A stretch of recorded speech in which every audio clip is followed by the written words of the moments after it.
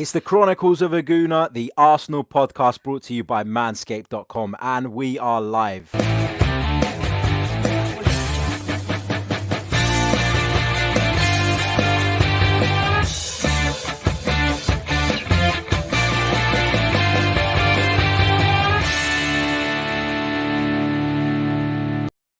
Hello, good evening, and welcome to another live edition of the Chronicles of a Gooner, the Arsenal podcast brought to you by Manscaped.com. As ever, I'm your host, Harry Symeou, and once again, I'm delighted to be joined by one of my favourite pundits in the whole wide world, former Arsenal man, someone whose opinion I value so much, Adrian Clarke. Welcome back, mate. You got a low bar, Harry, but I'll take it, yeah.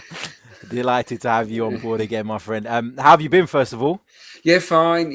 Obviously, still smiling despite last night's result and sort of, so-so performance. But no, all good. Obviously, into the full swing of it now with so much football going on. It's a struggle to keep up with everything, but doing my best.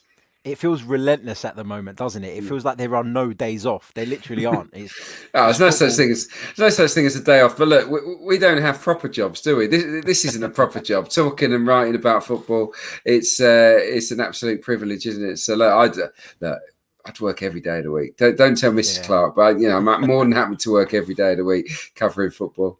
Yeah, I mean, I don't imagine my missus is watching, but there are days where I say, oh, I've got to watch that game because I'm working on it. When I'm not, I just want to watch the game in peace. Outrageous, mate. Yeah, outrageous. Great stuff. Right, let's get straight into it. Of course, Arsenal went to Anfield, suffered a defeat. It was a respectable defeat when you think about some of the defeats that we've had at Anfield in recent times. What was your overall thoughts on, first of all, the way Mikel Arteta set up the team? There was no Gabriel, Mohamed Elneny was included, a couple of surprises in there maybe. Did you see them as surprises, and what did you make of the initial selection? I saw the Elneny one as a big surprise because I think Dani Ceballos has looked sharp. He's been in good form, and in fairness to him, he's been defensively reliable, I think, in some of the big games. So that one caught me off guard. I think that selection. Obviously, it worked okay in the Community Shield, but look, Liverpool weren't at full tilt in that Community Shield. It was an easier game. That was a surprise. Gabriel was a surprise because he's been playing ever so well, hasn't he? And I don't think it was any kind of reflection on his form. It's just a case of David Luiz was the proven guy in those big matches, wasn't he? And in the heart of a back three with Tierney one side holding the other, it's worked before. And I guess that Mikel was thinking it can work again, and we'll give Gabriel a watching brief. Tough game for him to come into early on in his time in the Premier League. But look, I think on reflection, he would have started Ceballos, and maybe on reflection, gone with Gabriel as well. I think he could have coped with it. I really do.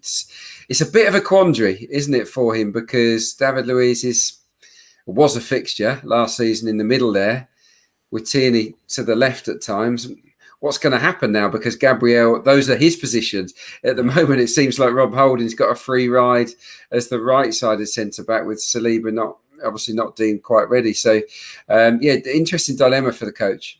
Do you feel like Gabriel was left out because of it's so clear that Mikel Arteta wants us to play out from the back, and there's a big emphasis on the right-sided centre-back, almost when receiving the ball, looking to the wide area straight away. Do you think the fact that Gabriel's left-footed has prevented Mikel Arteta going with him? Because defensively, he's looked good, hasn't he? He has, yeah. I mean, he's got all the attributes. He's not been flawless, but he's by and large been good, and he's strong and aggressive, and he's quick and athletic. He's got all those qualities that we kind of have missed and lacked in recent times. I think it's a reflection of Kieran Tierney, to be honest. I think Tierney was so good in those big games up until last night. 6 appearances at centre-back, 6 wins, if you include the penalty win in the Community Shield.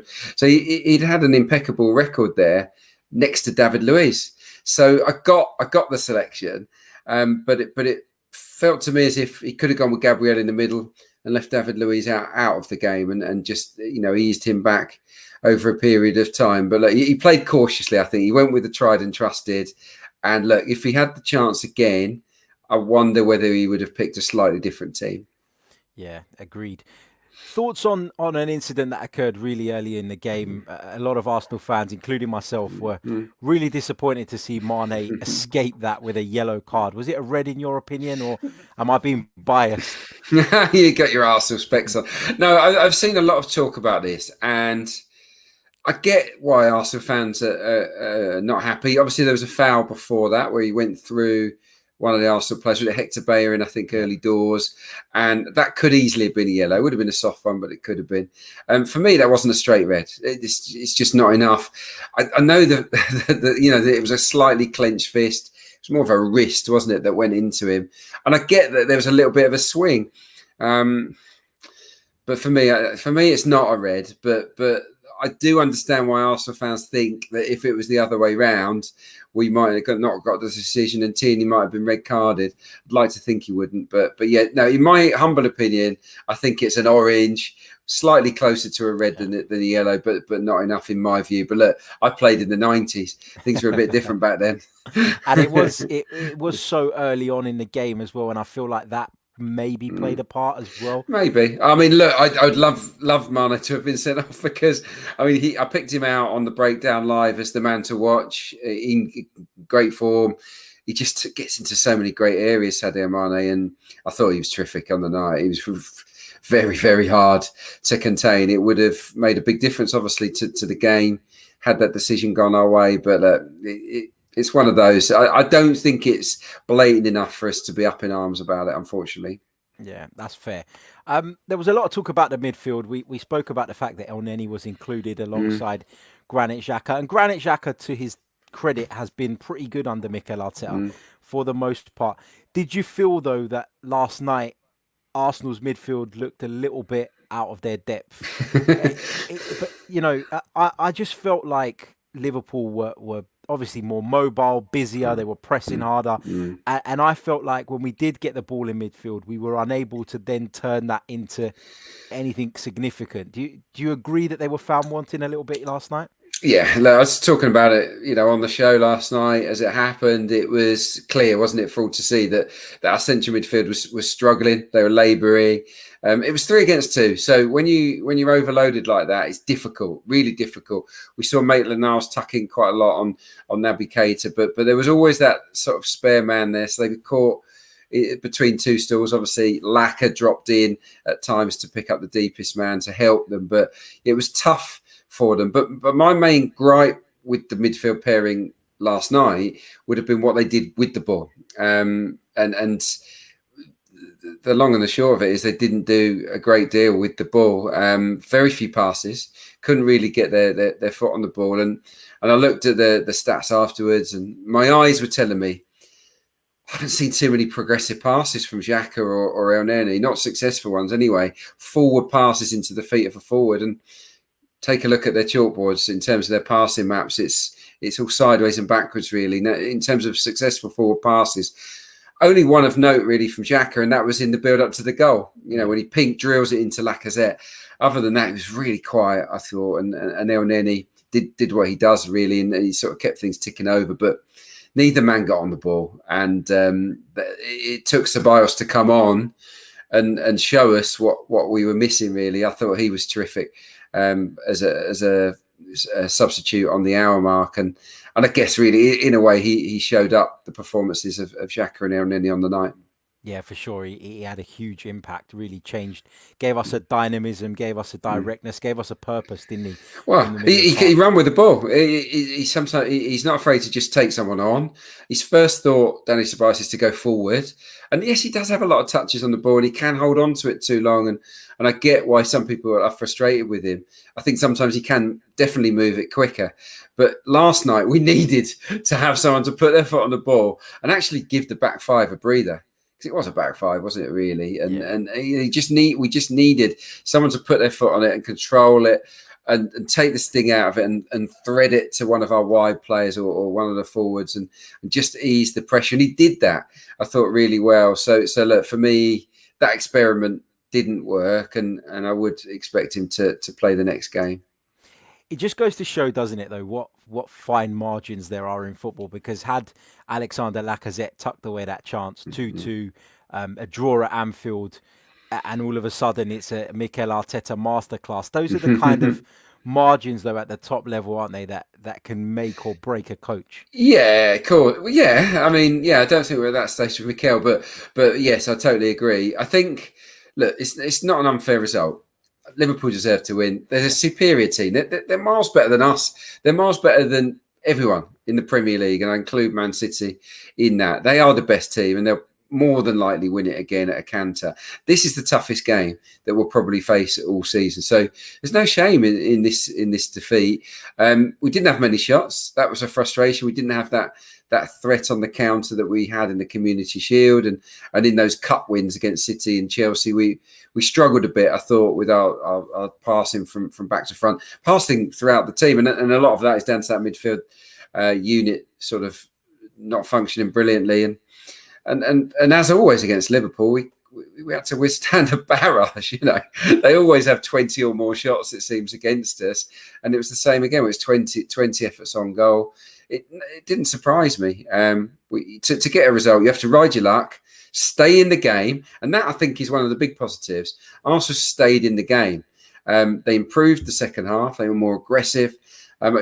Very quickly, first half, in short, too deep, too passive. The units weren't working together, and Liverpool could basically just do what they wanted, and that meant that we had to absorb so much pressure. Second half, the simple change was basically up there. It was be aggressive, be assertive, squeeze those spaces between the defence and midfield, between the midfield and the attack, shrink it all up. We'll start winning the ball, and from those turnovers, we can start to get a foothold. And we saw that, and it was better. But ultimately, yeah, it would have been a smash and grab. I mean, I only just realised today that the Lacazette first one-on-one was offside, because I thought he'd had two golden chances. It was only today that I found that out. And but the other chance, it was a really good opportunity, lovely pass, obviously. And I thought Lacazette did great to stay on side. For me, don't take that. It was a poor touch that slowed it down, and by slowing it down, it gave that half second for Alisson to get himself in that proper position. For me, I think he's got to, when the ball is on his way to him, I think he's got to take a little glance up at the keeper and go early, low and hard. Catch him out. Exactly. Yeah, exactly. Just go over an early one touch effort. By taking the touch, it allowed Alisson to close that gap, and that was why the chance went begging. But for me, it was a really good save as well. Excellent from Alisson. It was, and you mentioned the first one that was offside. At first glance, I didn't know either, because obviously the linesmen are being directed now to keep their flags down. Yeah.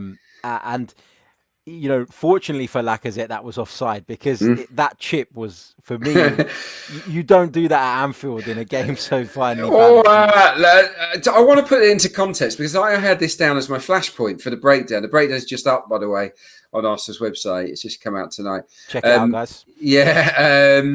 I had it originally as my flashpoint because I thought that was the moment. That was the first one-on-one, and so I'd gone through the process of analysing it. And what a lot of people might not have realised was that it started with Laka tracking back from centre forward position, tracking Fabinho all the way back to his own 18-yard box. Laka wins a tackle on the edge of our box, having sprinted 50 yards, and then he has to turn around and go all the way up the other end. And of course, it caught Liverpool out because he ran from deep. But honestly, he would have been breathing heavy by the time he got to the goal. So I'm gonna cut Laka a little bit of slack here and say that he was knackered when it came to that chip. It was the wrong option. Again, I think look up and maybe go with an earlier chip over the keeper, or to bend it round him would have been better. But it's so easy from where we're sat. It's so easy from where we're sat. I mean, when you're on that Anfield pitch, Alisson bearing down on you, it's much tougher, especially when he would have run 50 yards to get back and probably 70 yards the other way. I'm going to let him off. you know that Virgil van Dijk is breathing down your neck as well. Exactly. You can forgive him to a degree. Yeah, that's fair. Just a quick reminder, guys, if you haven't already, smash that like button if you're watching us on YouTube. Subscribe to the channel if you're new. We're fast approaching 10,000 subscribers on YouTube alone, which is incredible. So please do hit the subscribe button if you haven't already. And don't forget that this podcast is brought to you by Manscaped. So if you want your body hair to look as neat, as lush, hopefully not as green though as the Emirates Stadium pitch, then check out manscaped.com and enter the discount code, which is Chronicles AFC in capital letters. You'll see it across the bottom of your screens at the moment. You'll get 20% off your order and you will get free shipping as well as supporting the podcast. So do check that out. One final thing on last night's game, Adrian, before we talk about what everybody wants to hear about at the moment, which is transfers. Bernd Leno.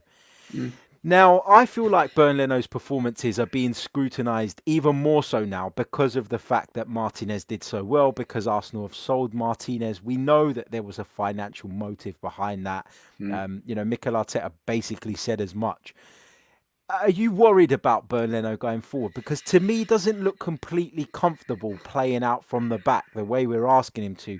Is that a potential weakness in this Arsenal side? Look, I've looked back at the game. I've watched it again, and yeah, look, we played out. We took our chances. We had the courage of our convictions to stick with it. It worked for the goal. Don't forget that the goal comes from playing out from the back. So and we didn't lose any goals by playing out from the back, but I do accept that we looked a bit shaky. I wouldn't put it down to Leno on this particular occasion. I thought some of the defensive players dawdled on the ball a little bit and delayed, and also we were up against one of the best pressing teams you could ever wish to see.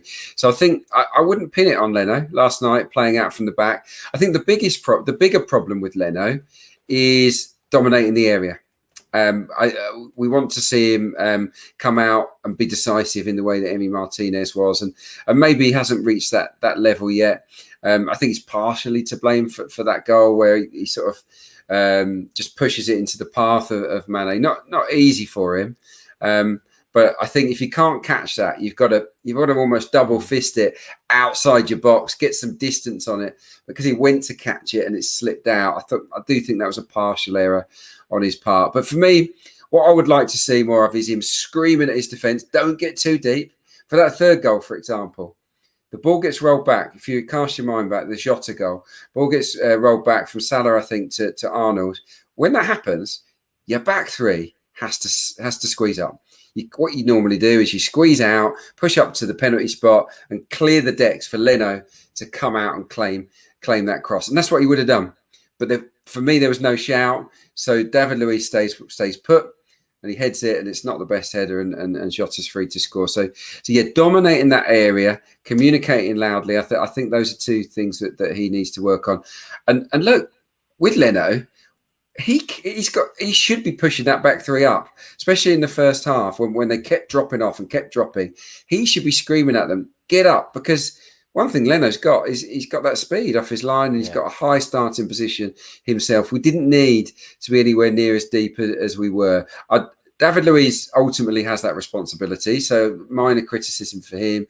But Bernd Leno as well, I think he should be screaming at him, push out, because that was a big problem for us on the night. For sure.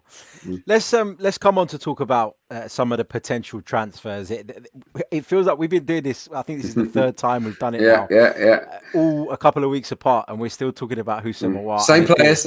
Yeah, exactly. And the deal is still not done. Now, we heard on Friday night that Arsenal had made an offer that Lyon said was below their valuation of the player. They rebuffed that offer straight away. Their president isn't one to keep it quiet. He went on Twitter the next morning and he said Arsenal have made an offer, but it's nowhere near our valuation. We understand that Arsenal are preparing to make another bid for Houssem Aouar now.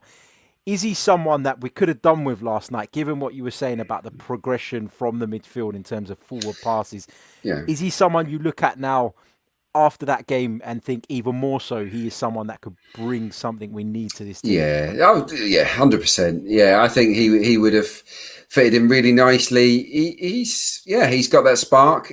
He'll go and press players. He's got the energy to get involved and go and close people down and to nick the ball in good areas. And I think that's a really good trait to have. And yeah, he's a very progressive passer. We know that, and he'll look to release the front guys with early quality passes, a little bit like we saw from Ceballos in the last half an hour. So yeah, he'll absolutely make a difference. I'm still a little bit unsure of where I fit in because I don't know if he's an orthodox central midfielder. I still think he's better in a 3 from what I've seen of him. Obviously, I'm not going to pretend I've seen him every week, but because I haven't. But from what I have seen, he looks like he'd be better in a 3.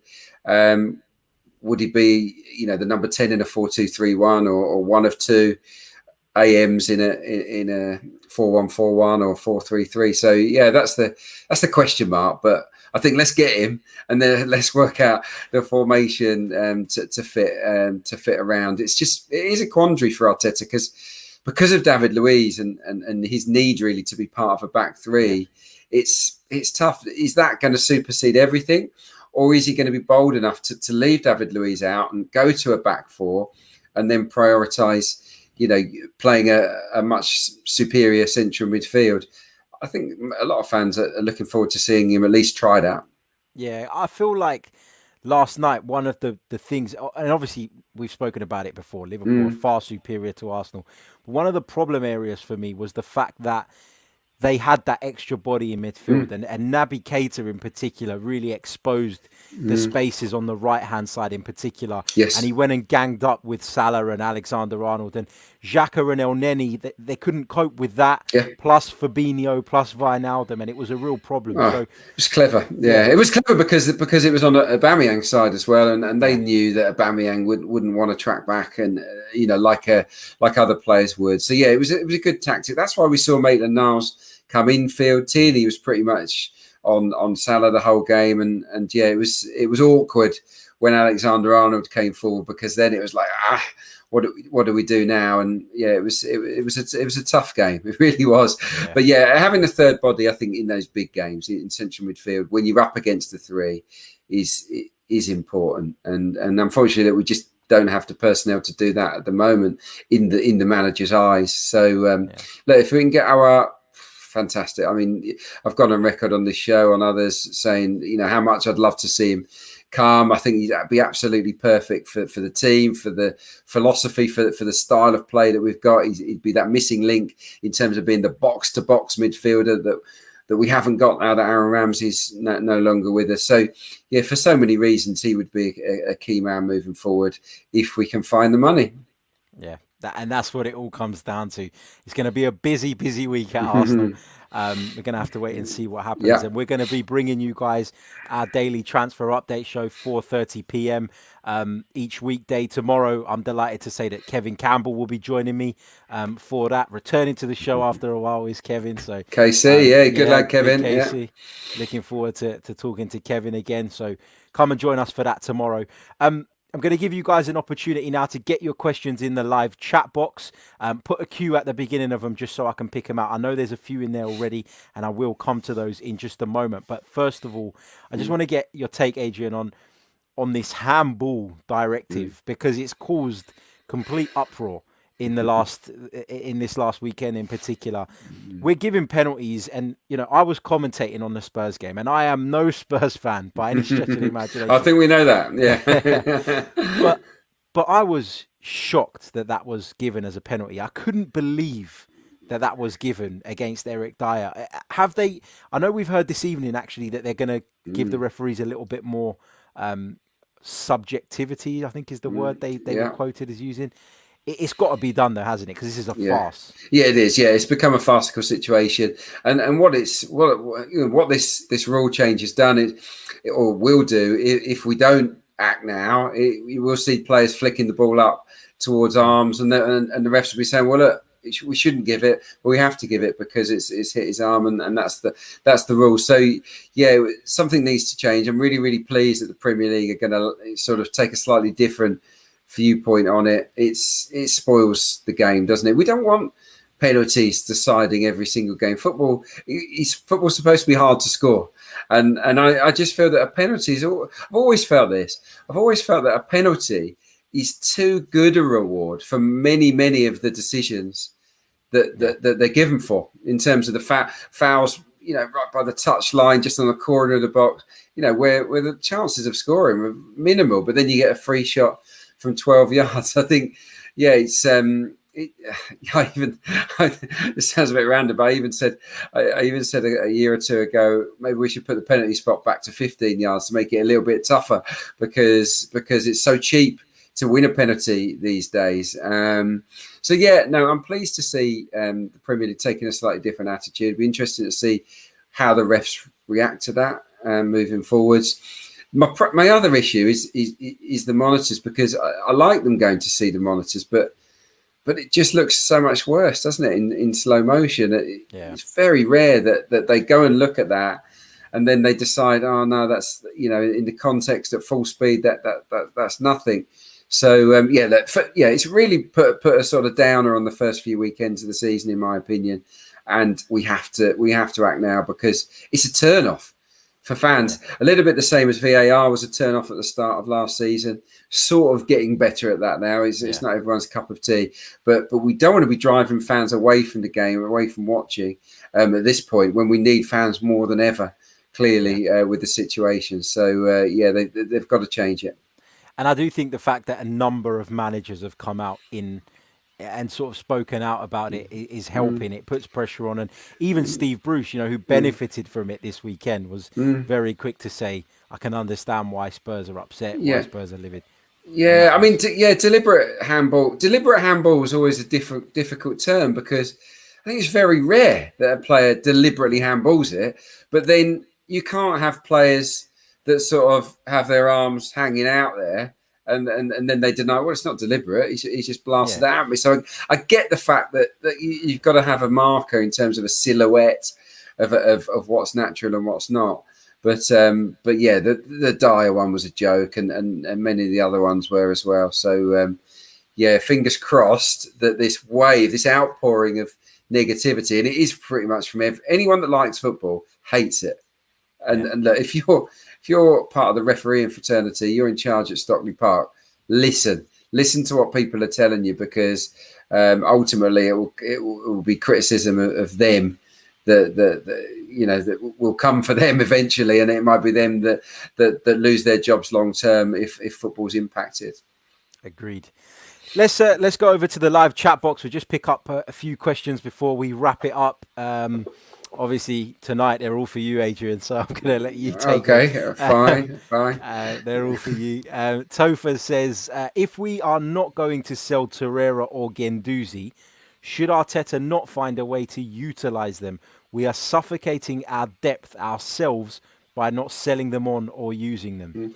Well, look, if we don't sell them, I would expect them to be reintegrated. I think what's happening at the moment, Mikel Arteta's made a decision, along with the club, to say, right, this is the group I want to work with, and these are the players that I'm willing to sell, and to cause minimum disruption on a match day, because he's clearly been honest with those guys and said, you're for sale, then he's keeping them out of the fray. Now, if that doesn't happen, I mean, this is all, I'm guessing, but this is common situations inside football clubs. If for some reason no agreements are made and the window passes by, then Mikel's got an awkward conversation, and he's got to go back cap in hand, I guess, to these guys and say, look, we've got an option here. If you can sit on the sidelines and wait until the next transfer window, or, and this is my preferred option, I'll bring you back into the fold. And if you're good enough, as Xhaka has proved, as various others have proved, if you're good enough, I'll reintegrate you into the team. It's as simple as that. So I think at the moment it's one of those, you're either in or you're out, and those two guys are kind of out at the minute, but that can change. Yeah, Agreed. And we've seen it change with players before, like you said. So Loads of times, Yeah, yeah, exactly.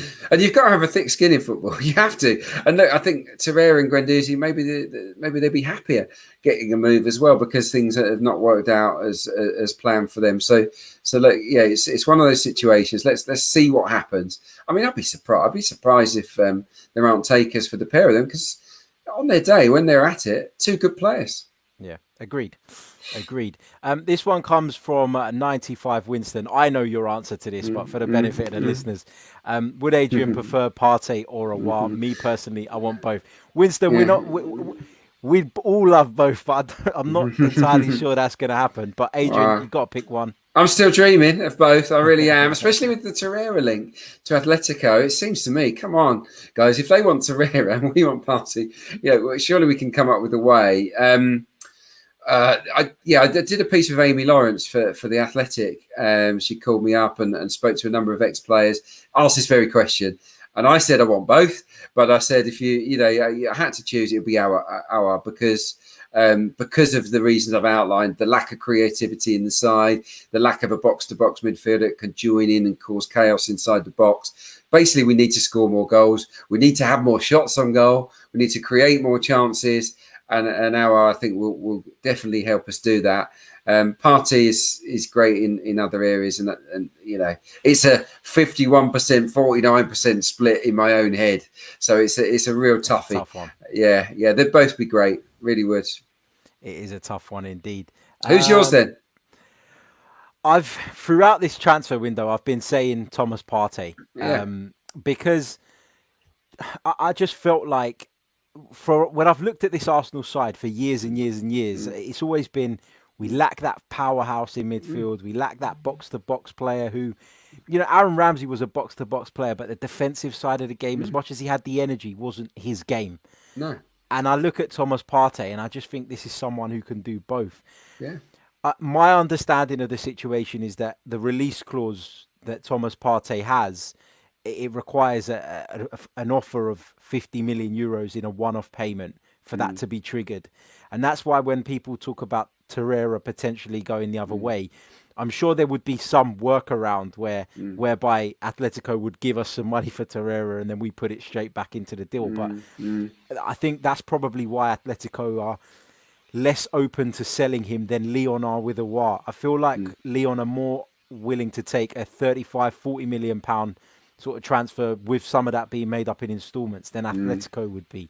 And that comes from the fact that Atletico in European football are a bigger club. They're more of a powerhouse. They've had better financial sort of standing in the last few years, getting to Champions League finals, etc. I feel like Lyon are a little bit more desperate, and it might just be an easier deal to do. Yeah, no, fair enough. Yeah, look, he'd be like a throwback to Gilberto Silva and Vieira in some ways. So yeah, he's.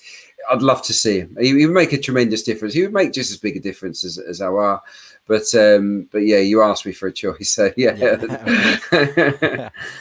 Just finally, we'll pick up this one from Inzo. He says, are Partey and Aouar alone enough? I think he's trying to say, from what we see, we need to step up in every department. We saw Liverpool outclassed us yesterday, so we need more in future windows.